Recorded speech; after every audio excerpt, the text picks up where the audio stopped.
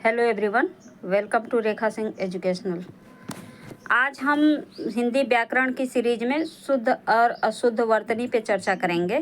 शुद्ध और अशुद्ध वर्तनी जो होता है वो उसमें हमारे परिवेश की भाषा कुछ और होती है और हमारे हिंदी व्याकरण के जो शब्द होते हैं, शब्दों का जो स्वरूप होता है वो कुछ अलग होता है, जिससे जब प्रतियोगी परीक्षाओं में शुद्ध और अशुद्ध वर्तनी पे हमें प्रश्न आते हैं तो हम अक्सर गलत करके चले आते हैं।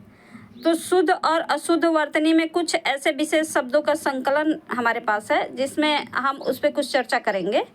इसकी चर्चा करने से पहले, जैसे शुद्ध और अशुद्ध वर्तनी जो है हमारे परिवेश में जब उसका विशेष अर्थ नहीं पता होता है तो हम कहीं भी कुछ भी बोल देते हैं। जैसे एक छोटा सा शब्द ले लीजिए, आमंत्रण और निमंत्रण। आमंत्रण शब्द कहाँ बोलना है और निमंत्रण कहाँ बोलना है, ये हमें शब्द के प्रयोग में और अर्थ की जानकारी के अभाव में हम उसको कहीं भी कुछ भी बोल देते हैं। लेकिन जब आमंत्रण जो शब्द होता है, दोनों शब्द में मंत्रणा ही है, यानी विनती ही है। विनती आग्रहपूर्वक विनती कहीं होती है, कहीं एक अपनेपन में आज्ञा या निर्देशात्मक विनती होती है। तो इस तरह से जैसे आमंत्रण जो शब्द होता है, हम प्रार्थना पूर्वक विनती करते हैं और उस विनती में सामने वाले का भाव जो है वो हमारे यहाँ आमंत्रित होता है नहीं होता है, ये उस पर निर्भर करता है। लेकिन हम विशेष प्रार्थना पूर्वक उसको आमंत्रित करते हैं। जैसे किसी मंच पे किसी को बुलाने के लिए हम आमंत्रण शब्द का यूज करते हैं।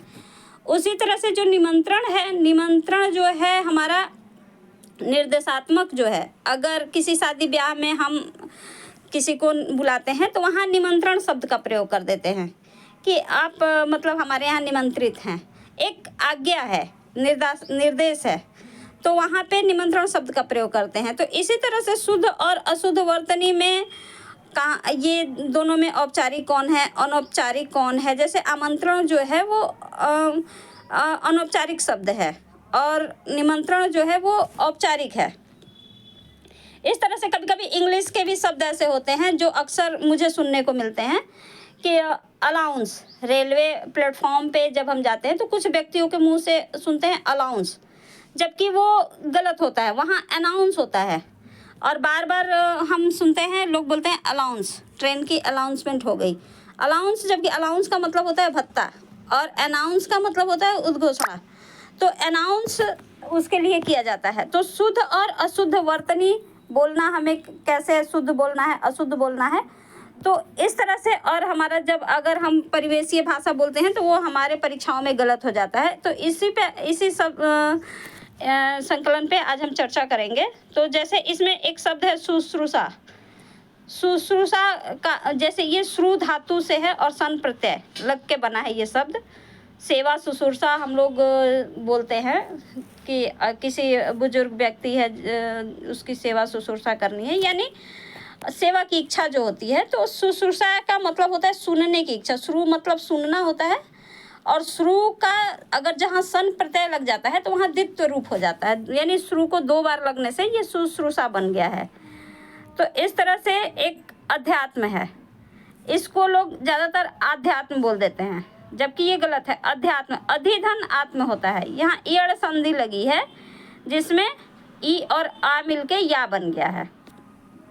उसी तरह से आध्यात्मिक, यहाँ पे इक प्रत्यय लगा है। अध्यात्म धन इक, इक प्रत्यय जब लगता है तो जो शब्द होते हैं वो अ का आ हो जाता है। जैसे प्रयोग में इक प्रत्यय लगेगा तो प्रायोगिक, अधिकार में इक प्रत्यय लगेगा आधिकारिक। तो इसी तरह से जहाँ एक प्रत्यय लगेगा वहाँ अ का आ हो जाएगा, या ई का ए भी हो जाता है कहीं कहीं पे। जैसे कि विचार है तो वैचारिक, वैचारिक। इतिहास है ऐतिहासिक।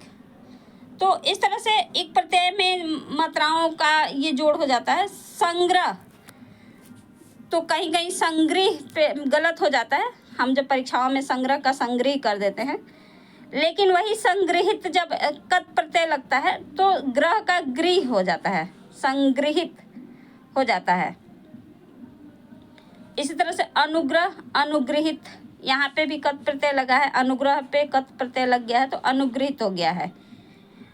अहल्या, ये बार बार गलत होता है। ये हम लोग अहिल्या, जो हमारे बोलचाल की भाषा में है अहिल्या, लेकिन ये मेन शब्द है अहल्या।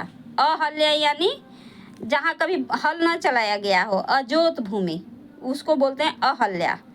इस तरह से द्वारका, मेन शब्द द्वारका होता है, लेकिन लिखते हैं हम लोग द्वारिका, बोलते भी हैं द्वारिका, जबकि होता है द्वारका।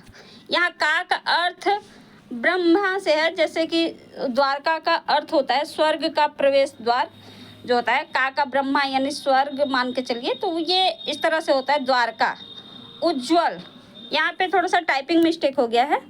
उज्ज्वल में दोनों ज आधा होता है, जहाँ उत लगा है उपसर्ग, उत उपसर्ग के साथ ज्वल लगा है, तो जब उत उपसर्ग होता है तो त का आधा ज हो जाता है, इसलिए ये उज्ज्वल हो गया। इसी तरह से सम उज्ज्वल और प्रज्वल, यहाँ पे प्र उपसर्ग हो गया, तो इस तरह से प्रज्वल हो गया। यहाँ पे उत नहीं है तो प्रज्वल है, तो इसलिए प्र। एक और शब्द है निरपेक्ष। तो निरपेक्ष जो है, अक्सर हम लोग निरपेक्ष का ऐसे नी, और ये नी हो गया, ये प पे ये वाली र बना देते हैं, जबकि ये गलत है, निरपेक्ष हो गया। तो निरपेक्ष ये शब्द सही है, निरपेक्ष। तो इस तरह से हम ये सीरीज समाप्त करते हैं। और फ्रेंड, अगर हमारे वीडियो पे कुछ भी नया सीखने को मिल रहा है तो प्लीज़ हमारे चैनल को सब्सक्राइब एंड शेयर करें। धन्यवाद।